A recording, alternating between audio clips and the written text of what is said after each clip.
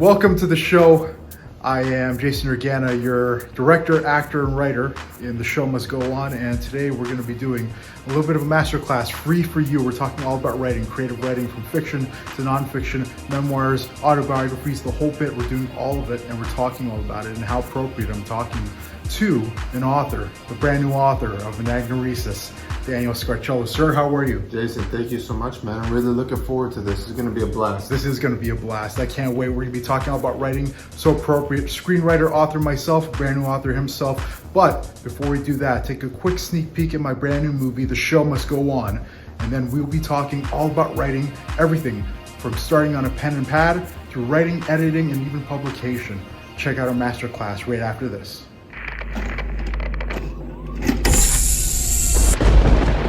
But I really wanted to quit because When you work with somebody so long, It's your other It's family. one of the best experiences. I'll never. It's something that I've always. Show started. Having a whole auditorium full of people crying. Went into a shutdown. It's completely dark, it's completely quiet, we're all gone, and we're not coming back.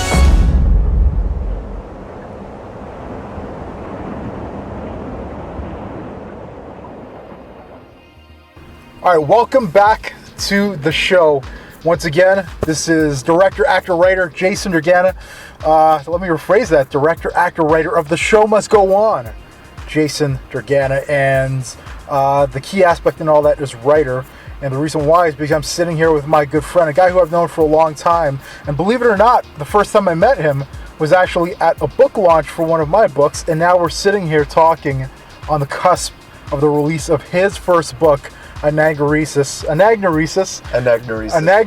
Oh my goodness. I practiced that before, by the way, and I actually dropped the ball on that.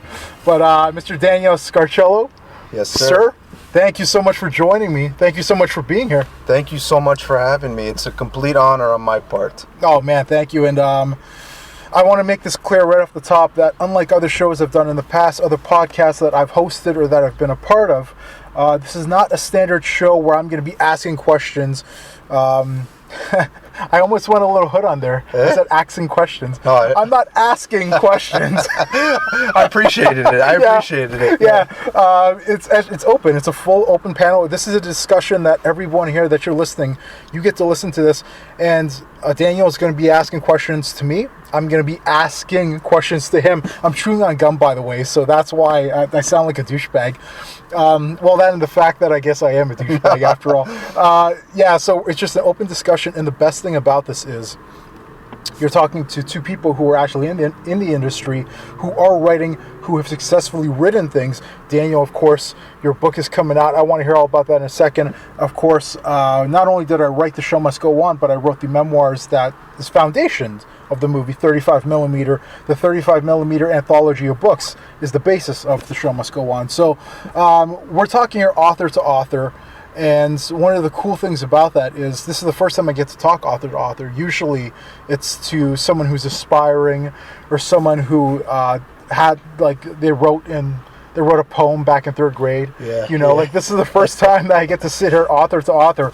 So first thing first, because I've been talking way too much, I really want to know, Anagnorisis, everyone wants to know first and foremost, how do you pronounce that? Help everyone here. We're going to slow it down. All right. And then on top of that, what is it? Like, what does it actually mean? All right. Well, I'm glad you started with questions that I can easily answer. So the title of the book is Anagnorisis. So it's a Greek word. It comes from Aristotle's Poetics, which is the book where he lays out his theory of art. So that's where you find terms like catharsis and things like that. It's all in that text. So basically what it is the part of a play or a movie or a story where the main character makes a critical discovery. So the famous example is Oedipus. So Oedipus kills his father and marries his mother. His anagnorisis, his moment of recognition, is when he realizes his wife is his mother. Oops. Yeah. Right? Then it's that. So it's kind of like an epiphany. Yeah. Right? And there's a reason the book is... there's a reason I chose the title that no one could pronounce. So I don't know if I could reveal it, but there is a reason it's called that. So that idea of making a critical discovery, finding out who you are, becoming conscious of your identity is a big theme in the story. So that's actually very, very, firstly, on behalf of everyone, thank you for that.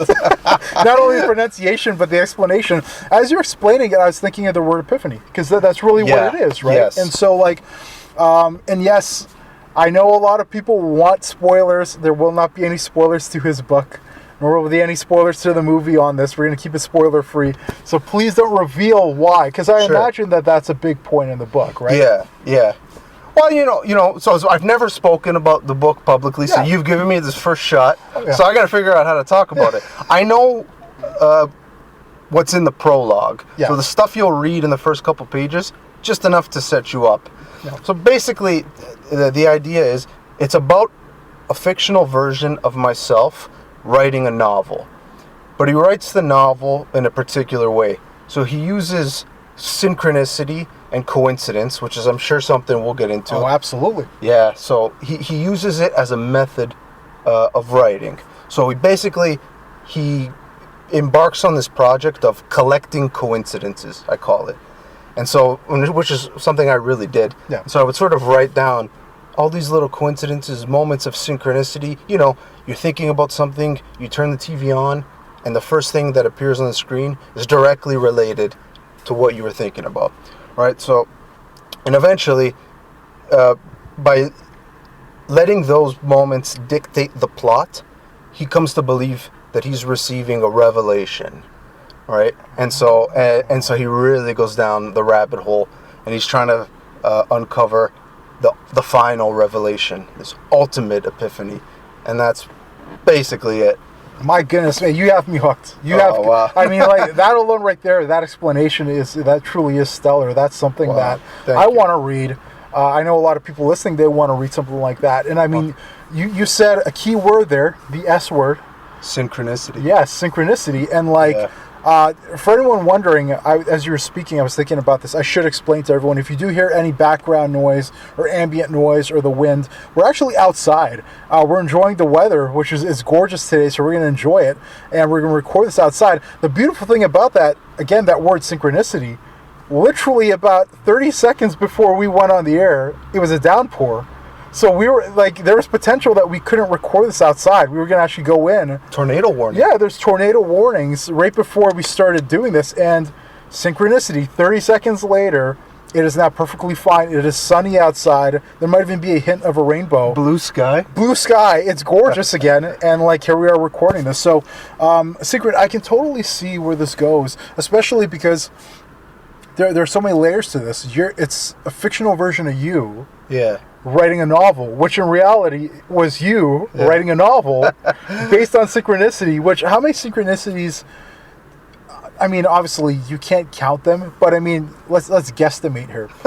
How many synchronicities did you have while writing this, to the point where it was like, okay, there's something here, like this isn't just an accident, there's a reason why this is happening, and it's pointing me in the direction to continue writing and to ultimately finish this thing? Yeah, that's a good question. I mean, I don't think I could put a number on it, but I can say that I've been collecting coincidences for 7 years. Oh, wow. So I could give you a time frame. Yeah. Right? And, some days they're rapid fire. Other days, weeks, there's nothing, right? But, some are big, some are small. Some, I wonder if I'm forcing things together in my mind. But other things are just so clear. It's almost undeniable. And yeah, I mean, I go back and forth between it just being a game that I'm having fun playing and believing that, maybe something is participating in the writing of this book. And, and you have to go with it. Yeah, so, well, as you're saying that, one of the things I want to do is I kind of want to take it back 7 years then. Because, I mean, you've been collecting it for 7 years. With that being said, how long have you been writing? When did you start writing this book? So 7 years ago. So I've been writing it for 7 years. Okay. And I started collecting coincidences when the novel came to me. Really? Okay. Yeah.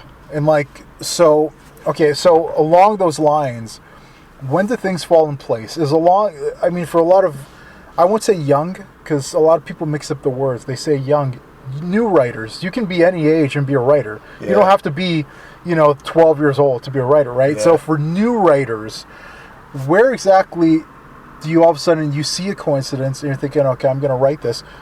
When does this click that this is the direction of your story, the direction of your character's arc? When does all of this stuff click? Well, so it kind of went like this.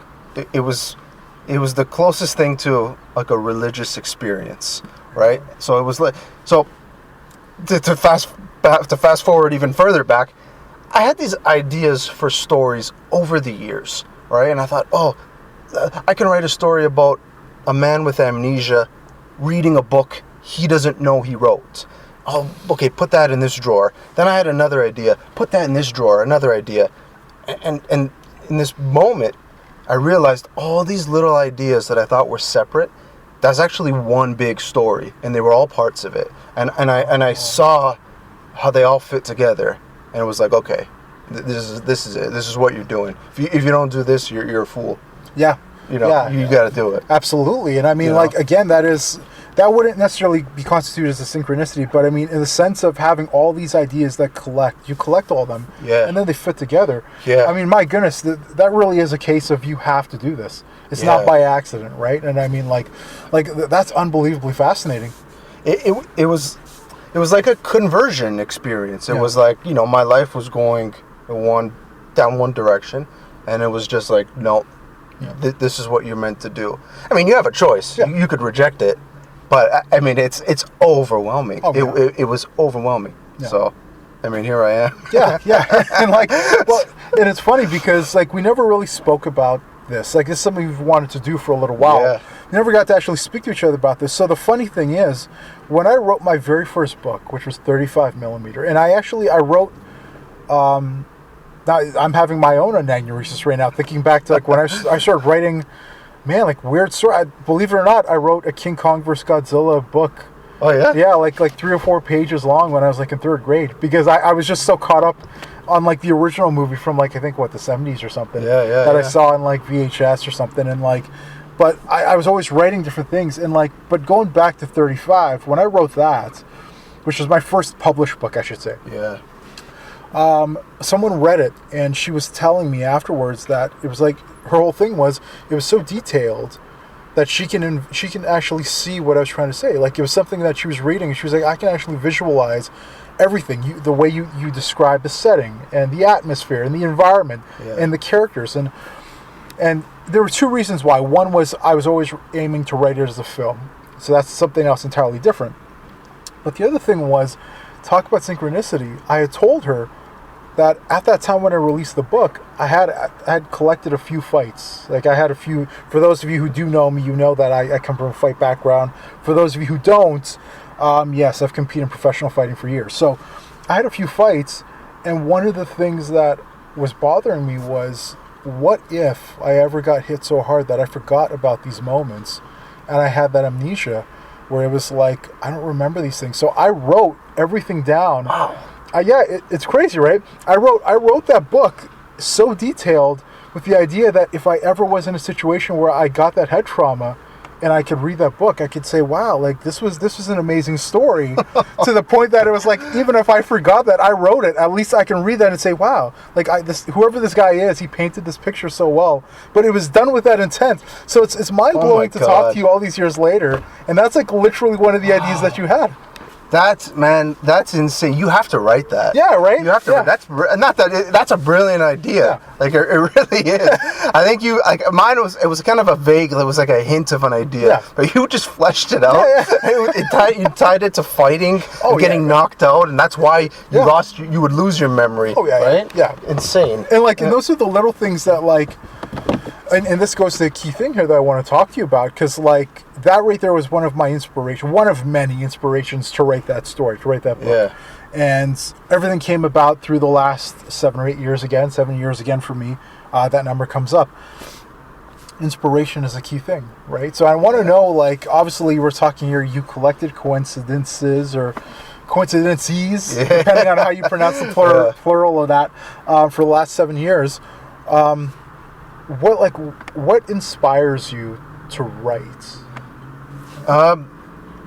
It really is a process of self-discovery, Yeah. right? Because I'm writing a fictional story, right? But as I do this, I'm learning things about myself, right? So, and you're kind of operating on two levels, and so, yeah, I mean, it's a way of figuring out who am I, what am I doing here, like what's life all about, Yeah. and where am I going, and maybe I could pass any tidbits of wisdom I've picked up onto somebody else, and maybe they could get something out of it. I hear what you're Because saying. people have done that for me. Yeah. Right? So people have passed on tidbits to me and really changed my life. So, hey, maybe I could change someone else's. Yeah. That's kind of the, yeah. So when you're writing this, something I want to know, based on a lot of the books that I've written, and this is the cool thing for anyone who's listening, especially for new writers, aspiring writers, anyone who's trying to write, not just for books, you're trying to write poetry, you're trying to write for film like I have, you're trying to, well, whatever that case is, we connect on so many different levels, even though we've covered so much in the industry. You are a fictional writer, right? Even though a lot of this is based on your life. Yeah. For me, all of my books are nonfiction, so they're all based on something that has happened or is happening in real time as you're reading the book. But the one thing that we do connect on the fictional side is I ended up writing a script for a movie, which is actually in development to be made for a movie for next year, for 2022. Wow. Right? So, but this is the one aspect of fictional writing that now I want to get into, because that was the first time I ever wrote fictional writing, was writing a script, this movie. And it's still based on a true story, but I got a chance to actually flesh out brand new characters that were never created before, and they get to tell the story that I'm trying to tell. And so when you're creating these characters, where do you draw from? Are they based on people you know? Or is it people that you wish you knew? People that you came across and maybe just kind of, okay, there's a hint of this and that? Because before you answer, for me, a lot of, practically everyone in the movies or the fictional characters I've created ever, it's like an amalgamation of 10 people. Like, there's a hint of everybody put in this one person. Yeah. There's a hint of everybody from my old hometown put in this one girl. There's a hint of everyone, and they all kind of come together. How about yourself? Well, okay, very similar to you. All my characters are based on real people. Yeah. Now, look, I've spoken to authors who almost visualize their character, and they're like authors who write like Lord of the Rings. Yes. And they have worlds in their heads. I don't have worlds in my head. So my story takes place in this world, right? And the characters are based on people I know. But I'll combine two people into one, let's say, or I'll split one person into multiple personalities. But yeah, I mean, I guess at least at this point in time, I'm not a writer who has other worlds floating around in my imagination. So everything is based very much on my life. Yeah. But I'll twist it, I'll lie, I'll exaggerate, I'll make stuff up as I need to. Yeah. But it's very much grounded here. Well, at the same time, that's what a fictional writer's supposed to do, right? So, I mean, even though it's like you're twisting and lying or manipulating something, I mean, that is the story. That's the essence of the story, is that it has to become your creation, your world, whether you're creating it from scratch or not, you know? And that's actually something else I want to touch on was you kind of briefly mentioned there that you don't have worlds in your mind yet, yet. Yeah. This is something, and the word yet is really key, because when I was writing, funny thing, the first book I ever wrote, again, 35 millimeter. I keep plugging it because it's going to be re-released soon. Go, hurry up and buy it. Buy it and get tickets to the movie. When I wrote that, I actually thought to myself, this is the one and only book I'll ever write. Wow. And so I never thought I was going to write a book again. You've written numerous I've written numerous books since then, but when I wrote it, the entire time, it was like, this is the one and only book I'll write. I'll put all of my energy into this, and then that's it. I'll never write it again. I'll never write again. And from then, because that was roughly 7 years ago, again, that number seven, right? Yeah. So many things came about, and without realizing it, I ended up creating the foundation for what would be a franchise. So the second book has been announced to come out, 35 millimeter volume 2. Nice. Is this one of those things, and I've written other books that are going to have sequels and then eventually a trilogy, they've already been announced. Is this something where you haven't created worlds yet, but is there potential that there would be a sequel to this book? Yes. Okay, yeah. Absolutely. I mean, what I mean by worlds is I don't have other universes like Middle Earth or Star Wars in my head, but within my life world, well, there's a lot. There's a lot going on. Of course. So I mean, I have material sort of mapped out for future stories for sure. But it's interesting. I kind of wonder sometimes, thinking about the creative process, if one day I'll graduate as a writer into somebody who could do something like Lord of the Rings. But it's like you got to reach it. Like I have to earn it. So right now, I could only write about stuff I know, stuff I can see in front of me more or less. Yeah. But maybe, like if I develop my skills, if I put the work in, if I suffer enough, I'm sure we'll get into that. Oh yeah. Maybe I could become a writer who operates at that level. Yeah, and that's actually funny that you say that, because we had sort of a similar journey with mindsets, except yours is to be a writer. Mine was like the one-time author, that's it, it's done. And the funny thing with me was my Anagnorisis in that sense was as soon as I released the book, I had the revelation where it's like, wait a minute, there's something here. I actually probably should continue writing as an author. And like, that's what I continue doing. And like, in that case, so I think you're on the right path where it's like you're going to graduate. You're on the cusp of release. You're about to release this book, which I'm going to get into as far as like the sort of the hardware aspect of that. This is the software, actually talking about the writing aspect. But then a lot of people want to know, especially with the processes of writing, editing, formatting, and then publications, the whole bit, publishing. When you're doing this stuff, right, and you're creating these ideas, I think one of the most world-renowned and one of my favorite, writers and directors is M. Night Shyamalan, who is well known for The Sixth Sense, and and he did Split, Unbreakable, Glass. One of the things that was fascinating was he up and created his own universe without anybody even knowing that he was creating a universe. Like, he just decided to do it. And then he created his own superhero universe in the midst of, like, a DC Marvel comic superhero universe battle where everyone's, like, choosing one or the other. Like, is this one of those things where you think to yourself, you haven't created Middle-earth. We get it. You haven't created, Mount Doom or whatever is in the Lord of the Rings, or, But, like, at the same time, it is your own universe. Like, this could eventually, you do expand on this. No, 100%. I think, I think it's about earning it. I mean, and this is something I wanted to talk to you about as a fighter. Yeah. Coming from a fight background, because I think there's so many metaphors in fighting and the psychology of fighting for writing. So I feel like to get to that level of being a writer, that's like winning a belt. Yes. Like, so I don't think you don't walk into the ring with a belt, right? You gotta win it. So I very much think like that. So to really expand this universe, you gotta win it. You have to win the universe. Yeah. And so I think they're like, I know what I have to do to get there. I haven't won today yet, but I see the finish line. Yeah. Right? So, but I got to fight. Yeah. A little bit of fight ahead of me. And, like, the funny thing is with that, if we're going to stay on that same analogy, which is so appropriate, the entire process is like a fight. It really is, because when you're going from, and we can both talk about this is going to be the really cool thing. So, when you start writing, for me, I mean, you have the end goal in mind, right? And that's the same thing with fights. I fought in a cage, I fought in a ring, boxing and wrestling, and I fought amateur wrestling. I've done jiu-jitsu as well, so throw that in there. So, I mean, all of these, you always have the end goal. You always know it's, okay, I want to win. And a lot of times, for a lot of my wins, I'm undefeated in a cage. I've lost everywhere else, but I've won and lost, but I'm undefeated in a cage. So that's the one thing I get. Pretty to top. serious. Yeah, right. And but the one key thing that I always used in a cage was visualization, because I always kind of visualized how this is going to end, how I want it to end. Yeah. Obviously, you want to win. That's the same idea here. You want to have that book, right? Yeah. But it's like, how do you want to have that book? How is it going to be? How do you want to knock this guy out? Do you want to submit him? Do you want to go to decision? Do you want it to be quick? Do you want it to go long? All these different things. When you're writing a book, for me, it's like, well, do I want to have a hard copy of this book, or do I just want to have a digital copy?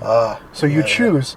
Okay, cool. You want a hard copy. Do you want to have a hard cover? Do you want to have a paperback? Like, it starts breaking down into these different things, and then that becomes Okay, now how do you format this? Yeah. Okay, how do you format it for that? Before you get to that, how do you edit this book? Yeah. Do you edit it yourself or not? Do you, in all of these things, it's like rounds in a fight. Like it's one consistent fight. Yeah. And when you finish it, you're right. It is winning that fight. You're winning that title. Is what it is. And like, I totally see your analogy in that, man. Yeah. No. It's exactly like that. And I just lost my train of thought. Yeah. Well, okay. We've spoken about this. Yeah. So I feel at this point in the process, I feel like a boxer who's been forced to fight with one arm tied behind his back. Yeah. Until he could win his first match. Yeah. Right? And that's writing your first book. Yeah. Right? So when you finish... So this was another reason I was fascinated to speak to you, because I haven't finished the book. I'm at the cusp of it. Yes. And I have an understanding of what's involved with finishing a project. And you've done numerous projects, right? So you've done a whole bunch of books, now a movie. And so I was fascinated to talk to you because you got those belts. Yeah. And I'm going for my first belt, right? I could see it, like I could touch it. I'm at the top of the ladder. Yeah. It's like I could touch it. The other guy's still pushing me down, but I'm there, right? It's money in the bank, by the way. Yeah. You're reaching for it. Yeah. So, like, how do you feel when you finish that first one? Like it's like you did it. It is so appropriate that you, the author of Anagnorisis, is asking me, because the answer is, it really is an anagnorisis. Yeah. It really is. It's an eye-opening epiphany is what happens when you finally get that. The first book I wrote was digital copy only, but the first book that I actually had both e-copy and a paperback to, I remember looking at it and just thinking, like, this can never be taken. Yeah. Like, this will always be. And the beautiful thing about literature as a whole is that it sustains. Like, that's the purpose of encyclopedias. Like archives and libraries, whatnot, right? And like, books will last forever. And as soon as you write that, that's when it's like, I don't want to sound egomaniacal, but in sort of that egotistical kind of way, you're like, I finally achieved a certain sense of immortality. Oh, yeah. Because this will last long after I'm gone. Yeah. I will always have this thing. And like, that's the one thing you're battling for. And like, for you, again, we spoke about the writing aspect of it, and you were saying that you're not finished it. Now, to my knowledge, you're done the actual book, but the process of creating the book is what you're in right now. Well, so I just finished working with an editor. Yes. So she edited the book cover to cover, and she sort of left me with like 4 or 5 points where you just need to improve the text on. Yeah. And I know exactly what I have to do. I just got to do it. Yeah. All right. So we're talking a couple months, and at that point, I'll have something that I know is good enough to be released. Yes. That I bet my life on. Yeah. So that's where I'm at. So not quite finished. I have the roadmap. I just got a few months, a month, maybe 1 month. Yeah. And that's it. Yeah. So I'm not finished, but I feel finished. Yeah, that's because the there's thing. no more mystery about what am I going to do with this chapter? Yeah. How am I going to finish this? That's all done. Yeah. It's just tidying things up now, right? So that's why I feel finished, and I could talk to you as if I'm finished. No, right? because I mean, ultimately, from my standpoint, you are in fact complete. Like, you're done. Yeah. Now, the process of actually publication, process, now that begins, and that's a whole other fight. Like you're saying, you fought with one arm tied behind your back and probably even a blindfold on. You got through it to here. Yeah. Now they take the blindfold off. Now at least you get to see. Exactly. So it's like you still have your arm tied behind your back, but now comes publication. Well, to publish something, a lot of people don't realize the effort it takes to format the book, because when you say you're writing a book, and not just you, I'm talking about in general, people are saying, well, I'm writing a book. So are you writing like pencil and a pad? Yeah. Is it pen on lined paper, the good old Hilroy lined paper that you use like in grade school? Yeah. Like, are you doing it on a laptop? Or are you doing it on, it's like a word processing? Yeah. Like, there's a format to how you actually create a book. Yeah. And then that becomes a bit of a struggle as well, right? So I mean, like, that's another aspect. I want to touch on that, but before we do, something I forgot about before that I really want to talk about, and I kind of skimmed over, was your process of writing before we move on to like the hardware of it. So I've never mentioned this before to anyone. I'm doing it here because this is the show. This is live. Why not? This is live, baby. So like, when I write specifically books, And then screenwriting it's a little different. We'll do that in another episode somewhere down the line, I'm sure. Yeah. But when I'm writing books, I actually write the last chapter first. So, that's why I wanted to know what your process was, because I love the idea of knowing where I'm going, and now it's like, now let's begin and let's see how we get there. But I know where I'm going, so I write the last chapter first, and then I visualize everything else before. What's your process like? Yeah. Well, so I didn't write the last chapter first, but I have a conception of the story as a whole. So I know how the story ends at the beginning. I don't see... I mean, I've heard of writers that just sort of wing it and they freestyle it as they go. I mean, everyone's different. I don't know if I could ever work like that. I need to know where I'm headed, right? So I have that right at the beginning. So and basically, in my case, I spent the first couple of years just collecting coincidences and say, well, this connects to that, so I could put these two things together, and that connects to this, blah, blah, blah. And then I was mapping out the plot. So I wasn't actually typing or writing sentences. I'm sort of mapping, a lot of drawing, like mapping out what scenes come first, what scenes come later, like storyboarding it, right? And then okay, talking about earning a belt, I realized that I could just do this forever. I could keep tweaking this map of the book endlessly. Yes.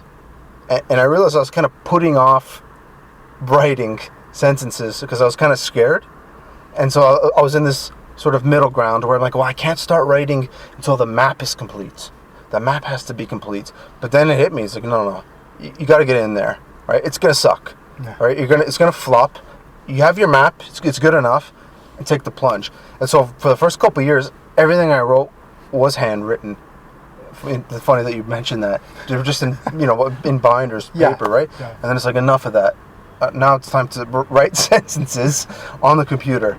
Use your map, and I'll get into it, right? It's going to hurt. Yeah.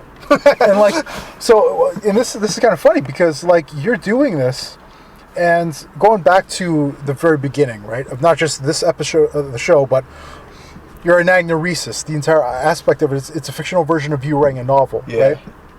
One of the things I always wanted to know was, how much do you put stock into an editor? How much do you trust that editor to keep that voice that you have? Because I know, for the prime example, I had two different editors who worked on the show on 35 millimeter, the memoirs Behind the Show Must Go On, the movie. And they were both very helpful. They got their credit. I did appreciate what they did. One of the things that we negotiated on before they even read a word of the book was, you have to let me keep my voice. If you start editing my voice, I want nothing to do with you. And they kept that in mind, because the writing of it is with a very certain tone. And so when you're writing, is there a certain tone that you want to keep, or is it something where you can trust an editor to say, okay, I'm going to take your notes for what they are? Yeah. No, 100%. You have to keep the tone. You have to keep your voice. My editor, by the way, Ashley Kizovsky, check her out, look her up.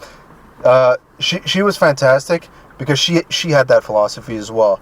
So she didn't alter the text. She sent me the draft with all the comments in the margins with suggestions. And so in 99.9% of the time she was right. I did agree with her. Yeah. So 1 or 2% of the time I said, no, this does alter the voice a little bit. Not really though. But so you have to find an editor that shares that point of view with you. And she was worried that she didn't want to alter the voice because she knew how important it was to making the story work. Yeah. So that has to be established right off the bat. But because, especially in my case, the voice, I am the narrator. Yeah. So it has to sound like me, right? So exactly. And another funny thing with I had a lot of anxiety about working with an editor as well, because I said to myself, even if they're right about making changes, it would almost bother me because I didn't think of it.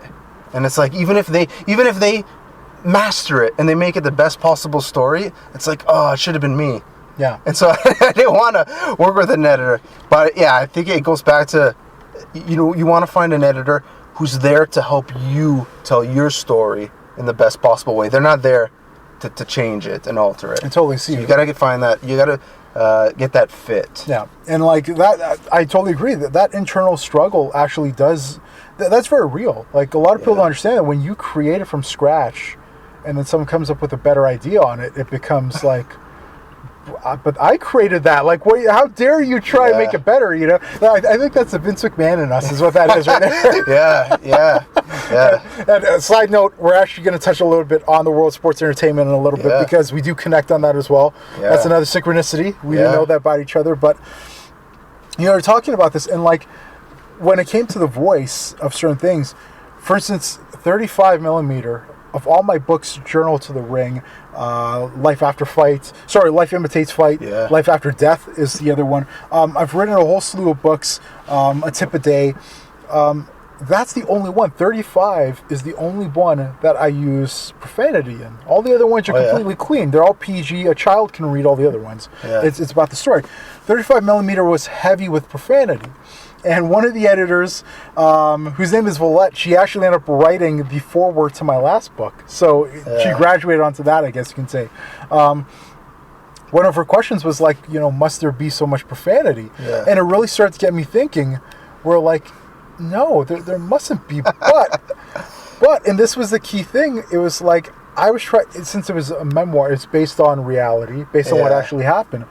I was trying to go back to capture that voice from several years ago, almost 10 years prior. Yeah. And it's like, well, if you're going almost 10 years prior, that's like a 14-year-old kid. I mean, what else was the 14-year-old Jason saying, right? I mean, like that's what you're going to be doing. So I was trying to capture that voice, you know, and like I realized as I'm aging and writing, you're right. It shouldn't sound like that. That sounds terrible. Yeah. But man, if I steal that tone away, I've just stole the voice of this entire character, and he's done. Like, he's completely done. You've taken that away. And, like, so profanity and vulgarities and stuff like that. And the funny thing is, on a side note, like, I don't know how many years later, it must have been like 2-3 years later, but The Walking Dead, which is a very popular show, I still watch it. Yeah. Negan, one of the all-time great characters in television, is in the comic books, the graphic novels, is known for being extremely vulgar. Like that's what he is. And the original cut, which you can find on YouTube, I'm sure you'll look it up as soon as we're done talking about this. But the original cut of his introduction into The Walking Dead was the rated R cut that they didn't use in the show. Oh, interesting. And so that's where he's actually the most accurate version of the comic book, the graphic novel. Yeah. And he's extremely vulgar, but it's very funny. But that's the thing, is that's his voice. Like, that's who he is.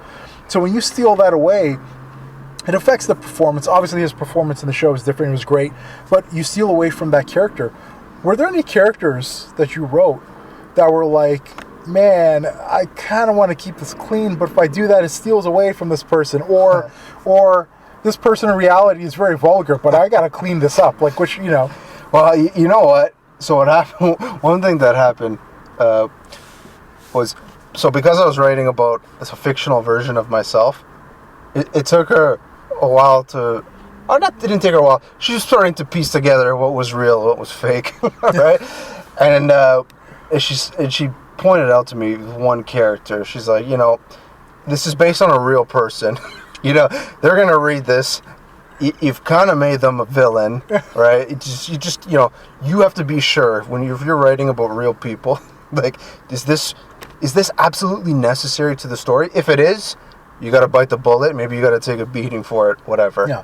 But if it's not, you know, and so it really got me thinking, like, was it, I think that's the difference. Like, if it wasn't necessary to the story, like, was it crucial to the story? And in this case, I went overboard. So she kind of set me straight there. But in other cases, no, I had to keep it dirty. Oh, because it was crucial. It's crucial. It was crucial to the story, and that's a case of needs versus wants. Yeah, you know, and that's totally that is a huge thing when it comes to your art, your craft. It's needs versus wants because, again, you're right. Yeah, like, do I want this thing? Of course, I want it. That's why I wrote it. Yeah. Do you need this thing? That's the epiphany where maybe I don't need it. And like, on a side note for you, down the line. And actually, I do want to ask you this, but I've given a lot of people leeway where, like, obviously, don't use my real name. Like, if they're making a movie, a short, a television series, even writing their own stories. Yeah. I've told them openly, like, by all means, if make me the villain, I have no problem. Like, You're a heel. Yeah, I'm a Classic natural heel. I'm a natural heel. Like, it's perfect for me. So by all means, you can use me as a villain. Obviously, don't use my real name, because then that becomes like, it's almost like it's a low blow. Legal matters. Yeah, legal matters, right? Becomes a slander lawsuit. Don't need that. So like, but yeah, I don't mind being a heel in that sense, or being the villain. Yeah. Would it be the same case for you? Like, would there, obviously you're writing this, it's a fictional version of you. Yeah. Would you ever in a position, or in that position, would you ever think of yourself like, man, maybe I could be a villain? Like, maybe if it's a fictional version of me, but I could turn this guy into a villain. Like, would that be fine by you or not? Man, I think it's one of the great fantasies of anybody in entertainment. Like, okay, you want to be the hero. Yeah. But even you listen to a lot of wrestlers, it's more fun to be the heel. Oh, it's so much more fun to be a heel. You know, and I think of that. I'm the main character in my book. And yeah, could there be a heel turn down the line? Yeah. I don't know. I don't know exactly. But do I fantasize about being the villain? Yeah, hell yeah. Yeah, because, I mean, obviously at the top of the show, we had the visual introduction, so you saw who we are. A lot of people for years were like, oh, is he really Samoan? Obviously, my size, I'm Samoan. I still got the Samoan Rocky Maivia haircut, right? Yeah. And like, we were talking about this before, about how Rocky Maivia was a guy that people just... They totally just walked all over. They trashed him. I mean, Die Rocky Die was a legitimate chant. That was a legitimate sign. People were wishing death on this guy. Yeah. And like, the key to everything, his anagnorisis, if you will, is him turning heel. Yeah. And he turned heel, became one of the greatest entertainers, in my opinion, the greatest promo man in the history of the business. Man. And you look where The Rock is now. I mean, it's The Rock. That's the way he is the king. He is the greatest of all time. Yeah. And it's like, I always think to myself, that's one of the things where, you know, that could be, again, one of the, you know, where it's like you almost finish a project. It's like maybe you do have to change a little. Maybe you have to evolve a little. Maybe you do become a heel. And like, one thing we were talking about earlier, you were saying to me, I'm not trying to put questions in your mouth now. No. Because I know it was a question that you had for me earlier, was in regards to how do I balance so many different projects at once, to do them all at the same time. Yeah. And like, one of the things that I learned early on was, if something isn't working, maybe it's not that you're not working hard enough. Maybe it's just that you're approaching it from the wrong direction. And I've always looked at that as a babyface heel thing, where it's like, maybe I'm approaching this as Rocky Maivia, the babyface, and that's why everyone's dumping on me.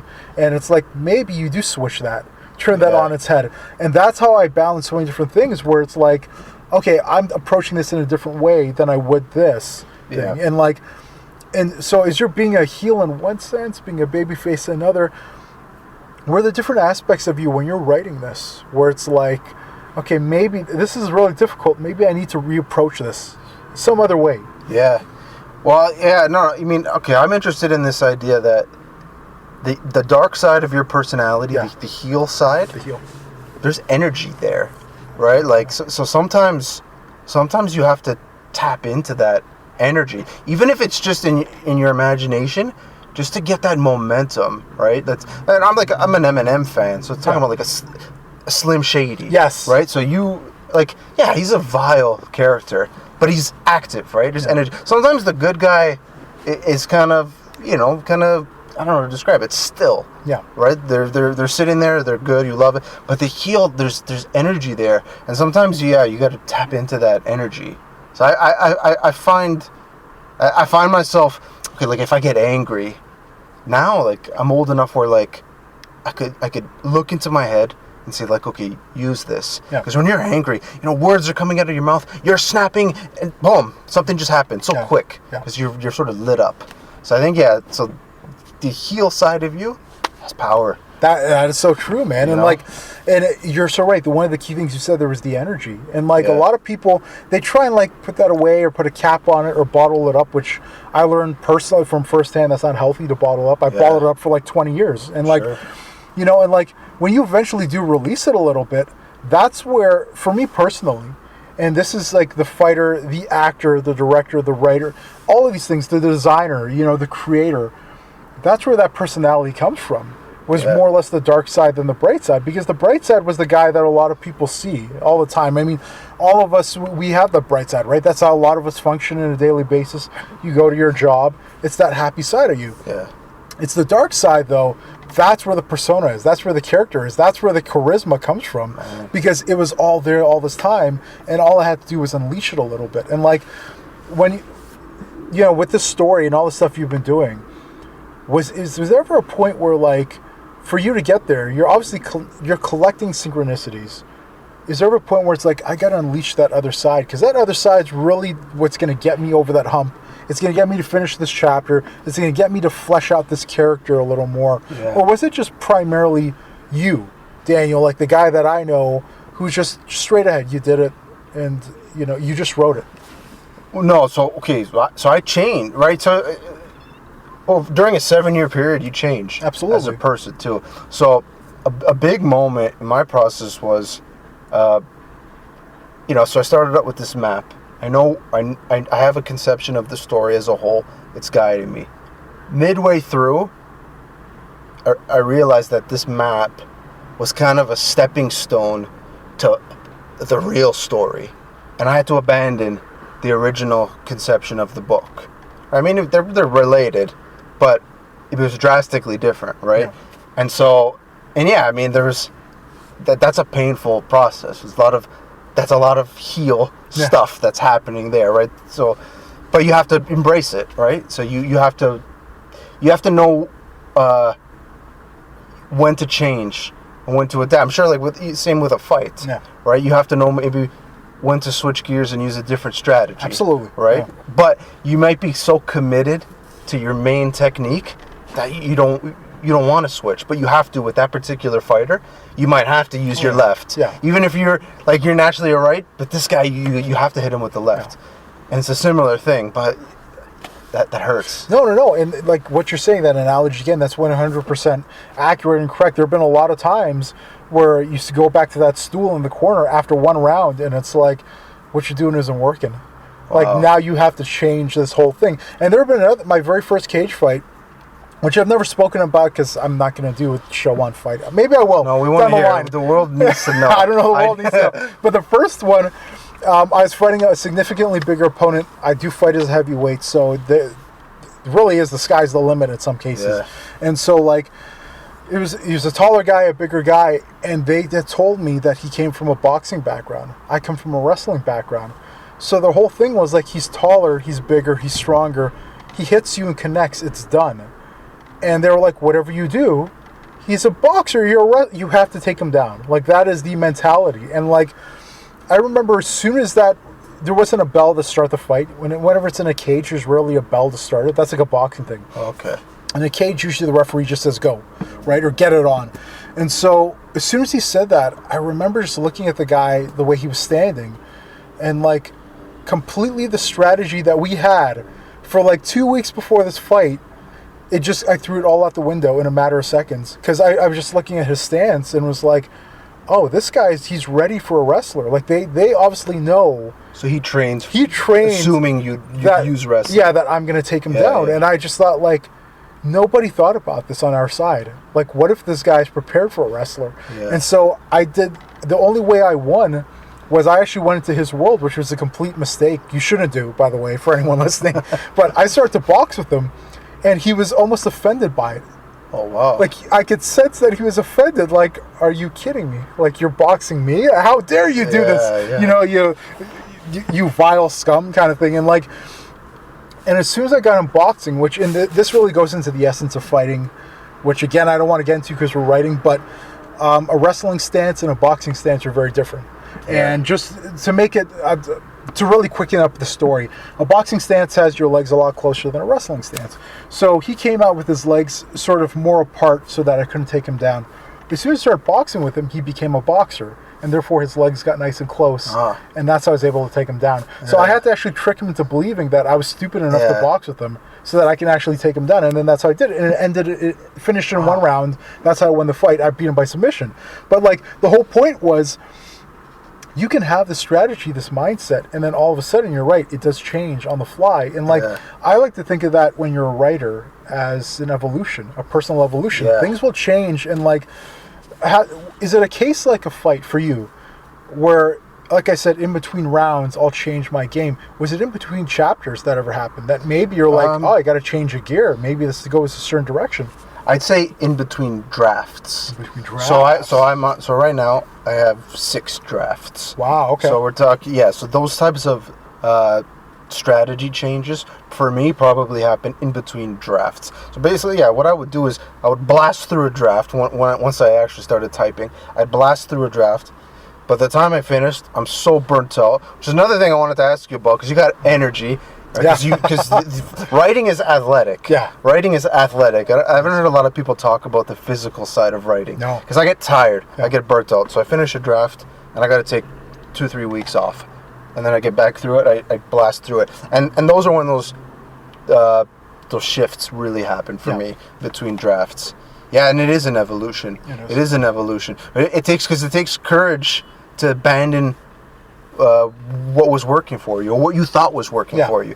Now it's like, no, get rid of it. Yeah. Right? Now it's like, now you're choosing to tie one arm behind your back. Crazy, right? Yeah. But you got to do it. But again, that is the evolution, right? Yeah. Where you start off in like this disadvantage, and then as you're going through, you're like, no, wait, let me go back to the disadvantage. Yeah. This is actually working here. Yeah, you're right. And like, you said something very fascinating there that nobody ever talks about.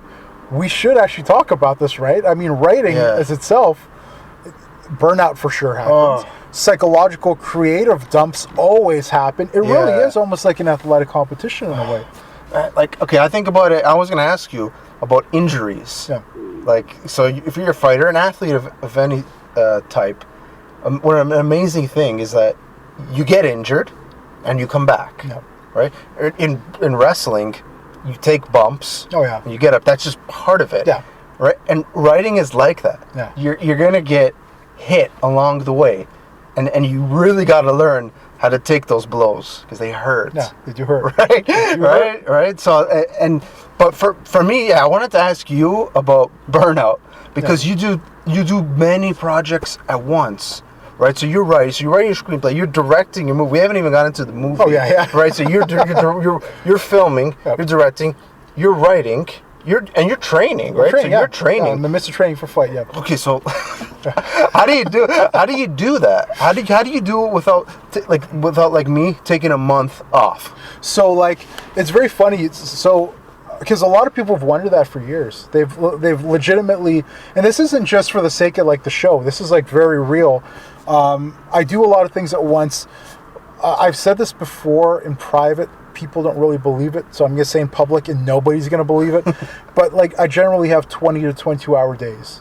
So you have to. Yeah. So you're putting out. Yeah. So my average night of sleep is about 2 to 4 hours, maybe. So maybe about 2.5 hours I sleep in a day, and then the other 20 to 22 hours is based on working on it. Yeah. And like, where I find the energy, I honestly don't know. I mean, a lot of my friends growing up would always joke about like, oh, are you doing drugs or something? It's no, I'm anti-drug. The beautiful thing about that, when people don't believe it, is I've been drug tested several times. Oh, sure. And I've passed all of them. I have to be for fighting. So I mean, like, I don't do any drugs. There's nothing like that. The energy really is for me, it's always been the internal drive. Yeah. Like, to me, that's where the energy is. And I'm sure we're going to connect on that again, where it's like, you have that internal drive where you want to complete something. Yeah. In this case, we're talking about writing. You want to complete that book. For me, it's a strange thing, because you're taking a guy from a fight background where I didn't grow up, in the arts of the sense of like writing. Like, I grew up in music. Yeah. But I grew up as a stage performer, which is a completely different thing. That is featured in The Show Must Go On, though, the movie. But you take someone from that, where they grew up pretty much in front of audiences, and then I grew up in the world where fighting was normal. Like, we had family get-togethers, people would fight all the time. Like, that was just really? It was just a standard thing.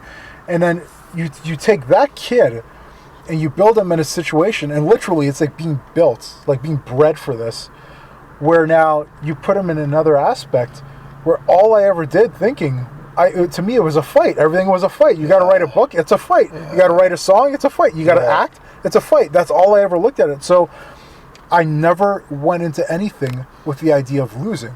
Yeah. It was always I have to win. And therefore, the energy was the same you get in a fight. Whereas when you go into those later rounds, especially heavyweight guys, you're drained. Like, you are just absolutely tired. And the entire idea is, I've been through 5, 6, 7, 10 rounds with this person. Haven't knocked him out yet. Man, how many weeks and months of training did I go through? How many weeks and months of dieting did I go through? How many drug tests and blood tests did I do? How many rounds did I just go? How many hits did I just take? You start counting these things as you're sitting on that stool before you go in for the next round. And it's like, that's where the same question comes in. Where do you find that energy to win? Yeah. And that's like, you have to win. Like, you have to. It's just, I went through all of this. I will not lose. I'm not going to leave for a loser. Yeah. That's how I applied myself to everything else in life. And really that's because I was bred in the world of competition, bred in the world of fight, bred in the world of performing on stage. Yeah. So it was always like, I'm writing the story in my head, it triggers, it's a fight. It's like, well, I can't lose this. I have to win. Yeah. Okay, and there a lot of those cases, especially with, deadlines, and this is another thing for writers, aspiring writers, because so far we haven't touched on that, right? We're touching about our passion of writing, which is why it took 7 years, right? You do this for 7 years, it's because you're passionate about this, right? Some cases when you start writing things, I've now reached the point where now an agent is telling me this should be released at a certain time by your movie. And it's like, well, now there's a deadline, and it's like, well, damn, it's no longer just passion. Now this is business. Okay, I have to win. And that's where all of a sudden a 22-hour day just isn't good enough. So now Tuesday, and this has literally happened before, Tuesday has bled into Thursday, where I didn't know where Wednesday was. Like, literally, I'd go to sleep on Tuesday, Monday night, aka Tuesday morning at like 2 a.m. on Tuesday morning, and you wake up and you go to work and you go to train, then you work on your career afterwards, because some cases, a lot of people, you don't get to actually, your career isn't your job. You get paid to do a job. You don't get paid to do your passion, your career. That goes on in the night. I work through the night. My alarm goes off as I'm working. That's my alarm for the next morning. And it's like, oh, get showered, go back to work, do it all over again. And all of a sudden, here's Thursday, and you're like, wait a minute, where did Wednesday go?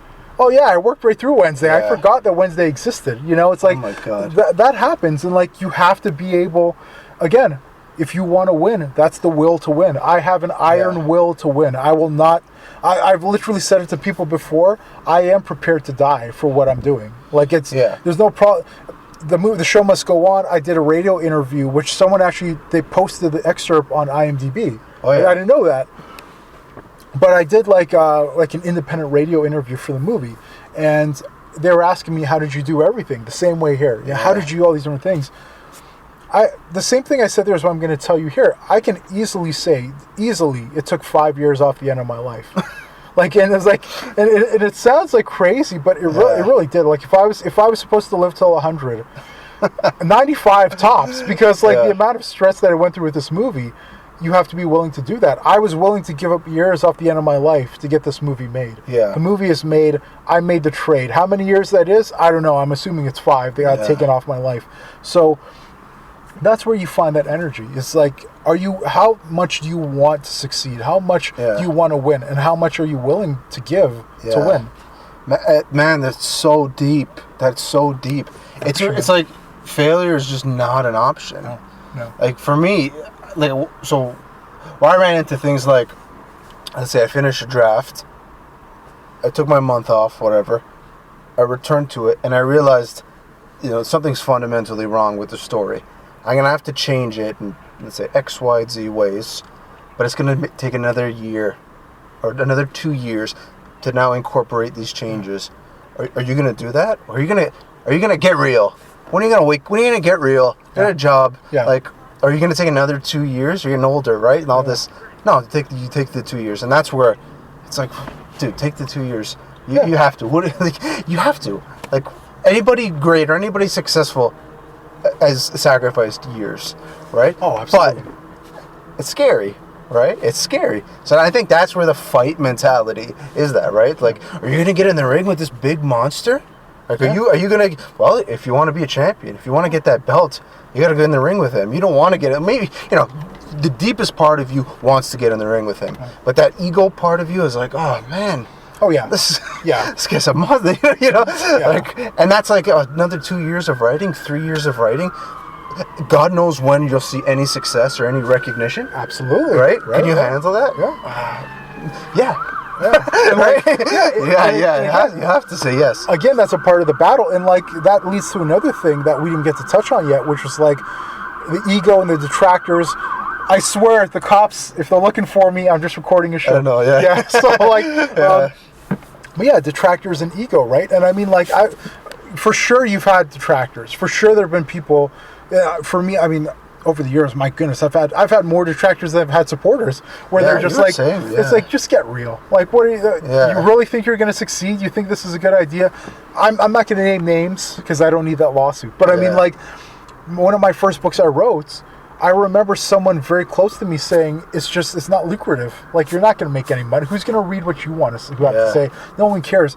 Literally, 3 years later, that same guy was trying to convince me to let him write the foreword to my next book, because he was like, oh no, I think it'd be a great opportunity if I wrote the foreword, and like can I write the foreword? And it's like, this was the same guy who told me, he was like, you shouldn't even be writing, who's going to care to read it? And it's like, I'm sure, like, have you had that so far? You come, like, a lot of people are really supportive. Like my family, they're pretty supportive. 100%. You bump into people, they'll make a comment. Right? Oh, you're a writer. Well, what does that mean? What are you gonna do? You're gonna get a house or this and that, of course, right? Yeah.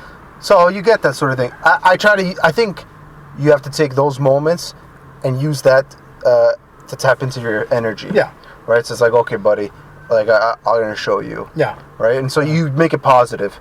You take you and you use it to motivate you. Like, right? I'm gonna prove you wrong. Yeah. Right. I'm gonna prove you wrong. And that's funny you say that, because that right there, that's a part of the fight mentality. That to my knowledge, you're not a fighter. No, I wouldn't fight you. Honestly, I'm just gonna I'm not gonna fight you. I'm gonna put it out there. But I mean, like, to my knowledge, and we even spoke before we went on the air that like potentially we could train together. That'd be pretty cool. Actually, training, absolutely. Yeah. So I mean, like, but it's amazing that same mentality you have is actually what a fighter would have, because that's the old chip on the shoulder thing. Yeah. If someone gives me a chip on the shoulder, oh, believe me, like you just started a war that you don't even know you began. Like, as soon as someone gives me that snide remark, or sort of that thing where it's like, I have to show you, it's not just a case of I have to show you, it's I will not only show you, I will now bury your face into it. Yeah. Like, it becomes this internal battle. So like, I totally see where that comes from, where it's like that it becomes another source of energy as well. But then I think, like, on a spiritual level, like, you can almost reach a place within yourself where you could thank that person. Yes. You say, you know what, you treated me like garbage.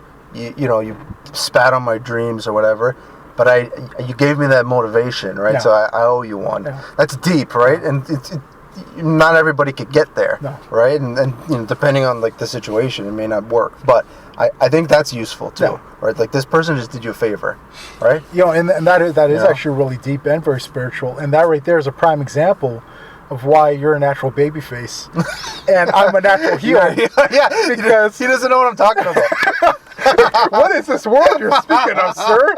Thanking someone? Are you kidding me? Like, no, but like, the funny side of it is, like, I totally understand what you're saying. There is a side of you to be like, thank you because that was the added push that you kind of needed. Thank you. I've never had that before. Like, in my mind, it's been like, this is now an additional challenge. I will now see your challenge and defeat it. Yeah. But it's never a thank you. In my mind, it's like, oh, you're now a rival. That's what you are. There's never a case of like, thanks for pushing me. And that's interesting. That's even deeper. That's even deeper. Yeah. Wow. So, now, we're kind of winding down. But like, one of the things I want to talk to you about, obviously, and this was a key thing for all writers, anyone who's interested in writing, creative writing, aspiring writers, authors, success. This is the key word here, right? Yeah. Everyone is thinking about success. You always want to think about succeeding, getting to that finish line, what it takes to get to that finish line. What I want to know for you is, like, what is your version of success? Yeah, so success for me is winning the ability to do this full time. Yeah. Right. So it's like I work full time. Right. So I write. I have to squeeze in writing in a hectic schedule. Yes, Right. yeah. And, the brutality that comes with that. Yeah. Right. And having to write while working, that's one arm tied behind your back. So success for me is winning that other arm, and like, okay, if I'm able to do this full time, let's see what I could do, right? Because even after 7 years of writing, I don't feel like an expert at writing. The writing is so hard that like to become a master, it probably takes decades. Right, like I look at some of my favorite writers. How old were they when they published this masterpiece? Now, Yes. sometimes they're like in their 60s or 70s, right? So it's okay. So success for me, it's not necessarily being rich or famous or anything. It's winning the right to do this full time. Yes. That to me is success, because then I could see what are the limits of my ability. Yeah. Like I could pursue it to the end, right, and not have to worry. Even if nobody's heard of my name or anything, but I could do this 9 to 5, I'm successful. I hear you. That's it. And that actually That's is, it. not only is that, like, I can see that being success, but that's actually very, like, that's a realistic goal. You know what I mean? Like, and that's the thing, like, I've never, because obviously you're talking to a guy who's done so many things where it's like the goal is completely unrealistic, right? But like, you keep dreaming. I keep dreaming, right? But like, there are a lot of people when they think to themselves, like, oh, you know what? I'm going to write a poem or write a book of poetry, which, for anyone who's doing that, all the power in the world to you. That was actually a manuscript that I was writing at one point. It was supposed to be a book of poetry that Really? I was going to release on Valentine's Day. Oh, wow. So, I mean, like, but like, there are some people who I'm just going to release a bunch of poems, release it to the world, and by the year after, I'll just be a multimillionaire off of it. And it's like, I hope that works for you, but when you're thinking realistically, Yeah. that doesn't happen often. Like Yeah. you have to be able to think to yourself, what's a realistic goal with this? And that right there, I'm so proud of you, because that's a realistic goal. Like obviously we want great things. We're both I'm working not saying towards great things. Yeah, I'm not saying I'm going to turn down any money. Yeah, I'm not saying that. No, of course we both want great things, not only for each other, but what's cool is not only for ourselves, but what is cool, we want great things for each other. Absolutely. We want to see each other succeed. Yeah. But it's like that right there for personal success. That I'm really proud of you, because that's realistic. Thanks, like that's something that actually should be achievable. Somebody should want that. Yeah. Because most people, they want the impossible. And if they don't get it, it's like, well, that was a waste of time, wasn't it? Yeah. So you wrote a book and now you're not a multi-billionaire? Well, I guess you wasted your time, didn't you? And it's like, no, dude, what are you talking about? You didn't waste your time at all. Like, this is a dream that you actually want and you could achieve. Yeah. And I think you will, man. Thank you, man. No, I really appreciate that. But so like I kind of, I mean, I've thought about this for a long time, but I had this experience where I shared the prologue of my book with a writers group. Yeah. I got some feedback and critique, and I got it was the first time I ever shared it, and I got some good feedback, right? And it feels amazing, 100%. You're like, oh my god, this is the drug. This is what you've been chasing. Yeah. But built into the experience for me was also this idea, like, okay, that's amazing, but that's not it. Yeah. That's not it. You're not doing it so people could say, oh my god, that was amazing, you're a genius. Yeah, it feels good. Yeah. But that's not it. Yeah. That's not the deepest part of yourself, right? For me, what's it is like, I'm at home, I'm writing, I get this like burst of inspiration, I'm on the floor.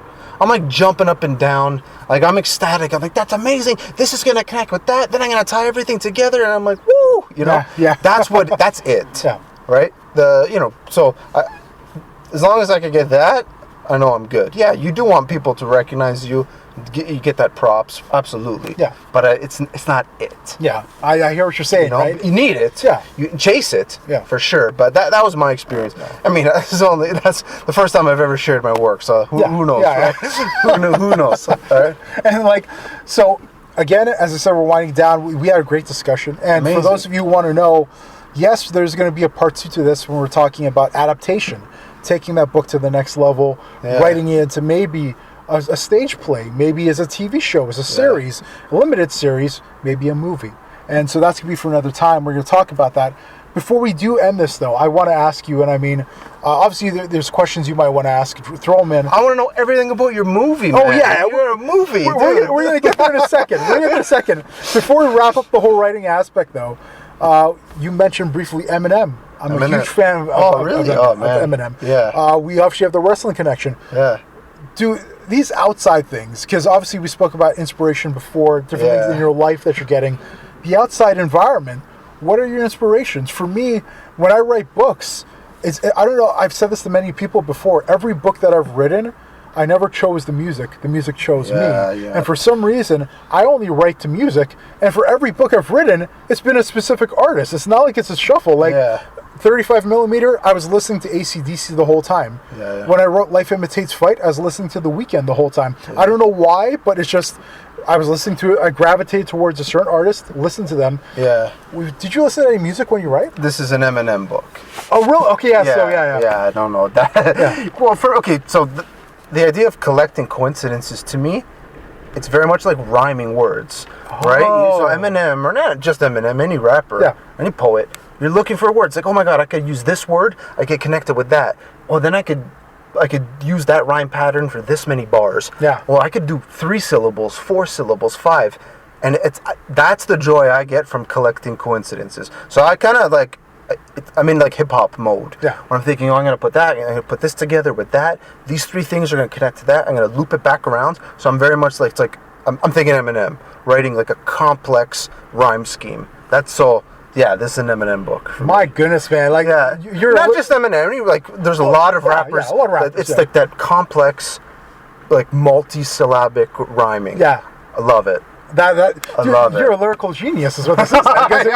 No, I wish. No, but music's. Oh man, music's another level. Absolutely, music is that's high level. art. Music is tough. Yeah, but I mean, like the fact that you're applying it like that, like that's different. That's very unique. That's what I think about. I'm thinking like when you hear one of those rhyme schemes, like.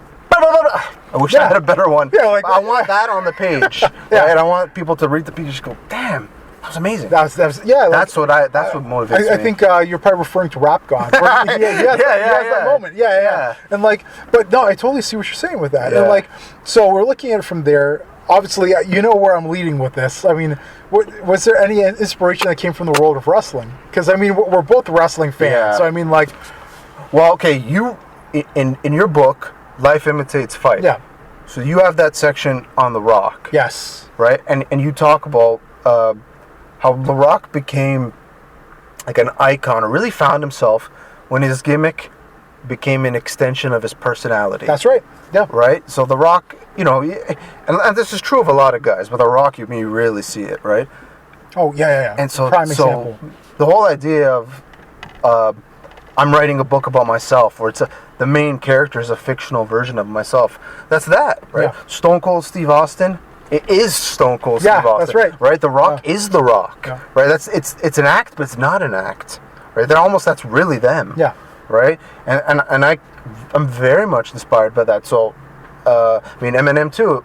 Eminem is the main character of his rap, of his story. Yeah. Right? So I kind of just followed suit there. Right? So maybe I'm not interesting enough to be the main character, but I got to bet on it, right? And so I'm the main character of that. So that's right out of The Rock's playbook, right? Make your gimmick or make your art an extension of who you are. Yes. Yeah. And that's The Rock, and that's in your book, man. Yeah, man, and and that's a prime example because, his whole thing, and you're referring to the book Life Imitates Fight, which I do appreciate the plug. Thank you so much. But that was a chapter I wrote.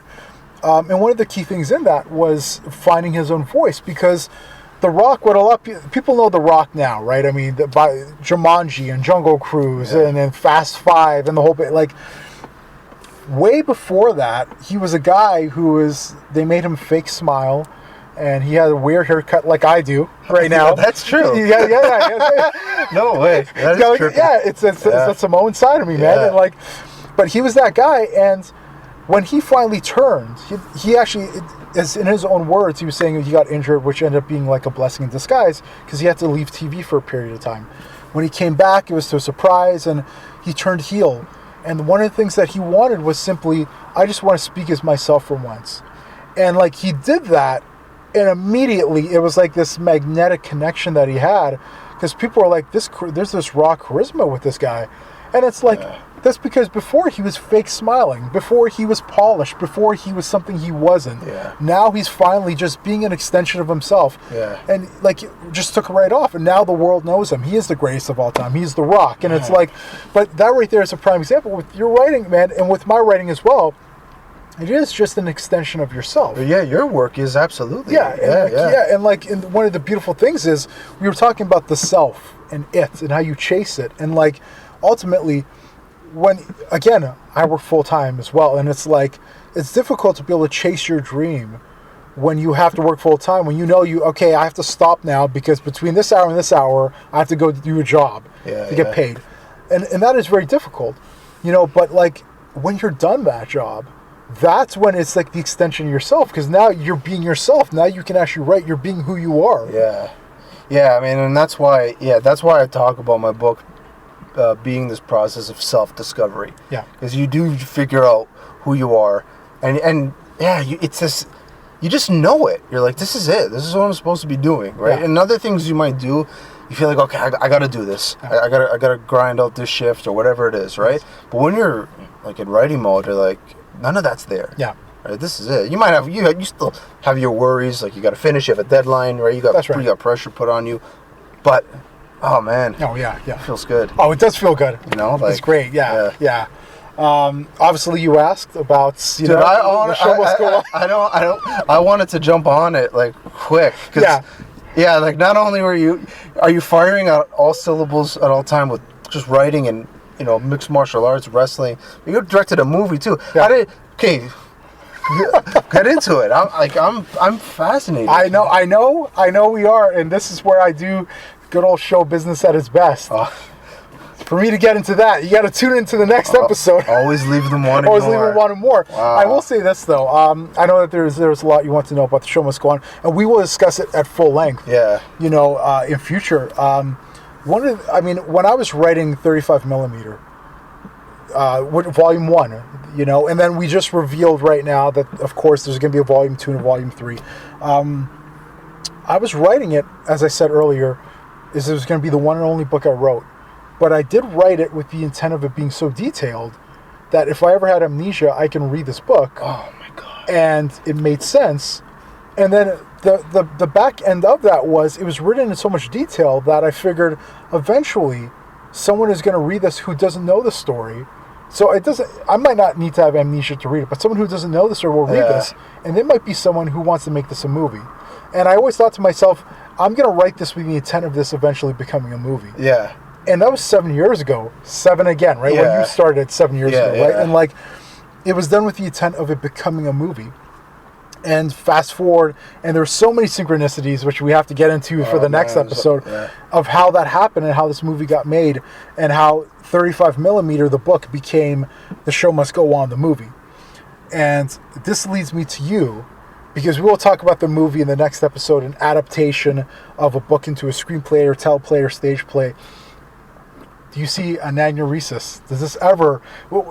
Is there ever sort of this idea, and I'm not talking about like everybody writes a book and of course I'd love to have it made into a movie. Yeah. Was there an intent that maybe it could translate towards television or maybe a movie, big screen? So I didn't write it with that in mind. Yeah. But I definitely got a thrill when at a certain part I could visualize how I would shoot this. And I'm not like I don't have a visual mind. Right, so I'm more like conceptual, things like that. So I don't think I could direct it. So maybe you could direct it. But sometimes I would get a real kick out of, oh my God, I would shoot it from this angle, and then Eminem would come on in the background right at this moment, and I'm like, oh man, that would be amazing. But like, talking about like winning your time. See, like if you had time, or if I had time, I could learn film. Yeah. Like I don't know how to shoot a movie. I want to like get a crash course from you how to do that. But like, let's say like, if you had your time, right? If you didn't have to work and you owned all your time, I could learn film. Yes. I could take a course. I could write in the mornings and take a film course in the afternoon. Absolutely. And maybe in 5 years I could do a movie, right? Yeah. Oh, time. Right? Time is always the thing, and that's like, in the next book I'm writing, which is it's completely separate. It's basically Might as well plug the name 365, a tip and only a tip every single day. Wow. That's the name of it. But Is that literally, the first time we're hearing it? Like, first time ever, yeah. I've never Wow. mentioned this book at all because it's not related to any of the projects I'm doing. Right?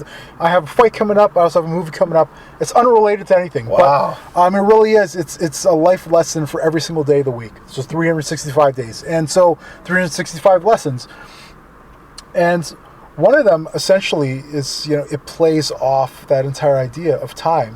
How the most important if you ask anybody, go to a banker, what is the most valuable currency in the world? And it's like the general idea is like, well, it could be the pound, could be the euro, could be the American, could be a Bitcoin, and it's like, no, it's time.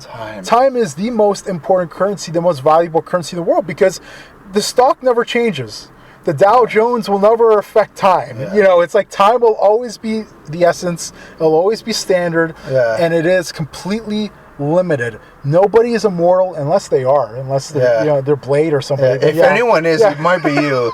Though with that schedule, it could be you. It could be me, right? Maybe you don't know, right? It'll be 100. You just I guess I am. Hey, why am I still young? Why do I have this weird haircut? And it's like, but like time is so valuable, and you're right, man. Like it's so limited. But you're always like, geez, if I didn't have to do this other thing, and obviously the word is have to do it, I would spend it doing this other thing. And I'm with you on that. Like, there are a lot of things I wish I could do, Just time it's just time. You got to win it. That's the belt. That's the big belt. Yes, that is the big belt, winning your time. That's the big belt. Yeah, man, you're right. And we're going to talk so much more about fighting, about wrestling, for sure. Yes, the show must go on. We'll talk more about that as well. Do a little bit of a crash course and a master class on that. Man, I'm so curious to hear about your process and really get into the weeds on it. I made a movie, man. Oh, for sure. We'll talk all about that. We will talk all about that in the next episode. You know what? Can I say one thing about the show must go on? Yeah, for sure.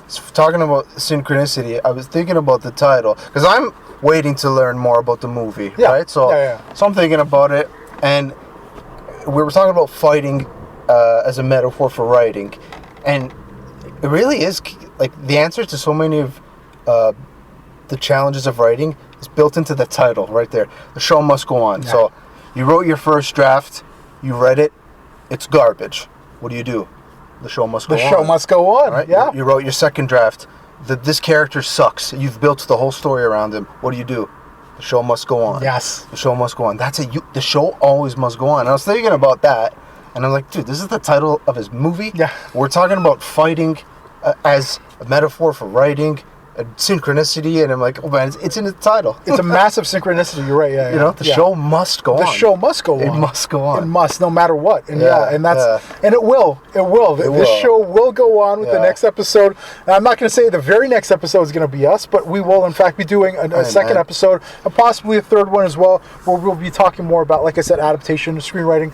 The movie will definitely be touching on that. I want to hear about it, man. Oh, I can't wait to talk to you about it. But with that being said, before we send everyone off, send them home happy, as they say in show business, let them know how they can reach you. Are you on any kind of social media, Instagram? Where are you at? Right now, and I'm the kind of writer where until it's perfect, I'm a little bit of a ghost. So you can see me at Scarch, SCARCH _1 on Instagram.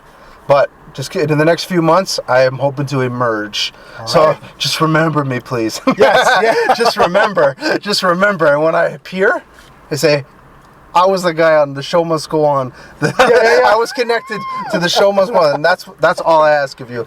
And man, thank you so much for having me here. You gave me my first shot of putting myself out there. Right. I'm young in the game. I'm a rookie. And you just gave me my first shot, so thank you so much. Oh, no problem. Thank you so much, and I want to hear about the show must go on. We will definitely be talking about it. Everybody follow him. And by the way, your handles and everything else, we're going to put that in a link down below or link above. Wherever you're listening to this or watching this, you're going to get the information on my good buddy here. Daniel, it has been a pleasure, my friend. Jason, thank you. Thank you. We are going to be talking again. And again, everybody tune into all the episodes because this is behind the scenes of everything. It's a bit of a master class on everything. Today was writing, creative writing, writing novels, books, just like we did for The Show Must Go On. 35mm was the basis of it. I'm going to be talking to everyone, cinematographers, actors, stunt people, some of the musicians, some of the music that you hear. We're going to be talking to everyone behind the scenes, doing a bit of a master class on what it's like to do that, what it's like to get into that business, that industry. So stay tuned for all of those episodes. Daniel will be talking yet again. Everybody check him out. And as I always say, this is Jason Durgana, and yes, indeed, the show must go on.